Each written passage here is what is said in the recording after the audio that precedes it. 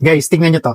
Hindi to ballpen ha. Ito yung tinatawag nating wireless visual ear pick na tinatawag. Yes, meron na rin po tayo. At ang kagandahan pa niyan guys, wireless na rin po siya. Meaning pwede mo siyang i-connect sa cellphone mo. Once na gumagamit ka nito, makikita mo na kung ano yung meron dyan sa loob ng mga tenga mo. Kasi minsan guys, aminin natin, minsan sa mga anak natin or sa mga kilala natin, may mga emergency na tinatawag, may mga pupasok sa tenga nila. Hindi natin alam kung ano yung mga yon. So ito guys, ang kagandahan nito, ito yung wireless ear pick natin. Yan, ito yung on-off niya. Ang kagandahan pa dyan guys, rechargeable na rin po ito. So ito Type-C charger po yung pwedeng gamitin natin. May on-off siya and then ito yung pinaka-lens niya, yung pinaka-camera niya. May ilaw din po yan. And then ito guys, syempre ito yung parang pinaka-pick natin or yung pandukot natin ng mga dumi or kung ano man yung nakasiksik dyan sa tenga mo. At ang kagandahan pa dyan guys, nalilinisan po yan, rubberized yan kaya hindi masakit sa tenga, hindi nakakairita. And also guys, madami din po siyang spare. Okay? So yan. And then pwede mo rin bilhin yung mga spare niyan sa ating TikTok shop. Madami pa po yan. So pwede mo siya gamitin, pwede ka bumili kahit ilan pa yan. And guys, so ito, paano po ba ito gamitin? So syempre, meron din tayong app nito. So once na ma-download mo na yung app nito and makonect mo na siya, i-on mo lang yan.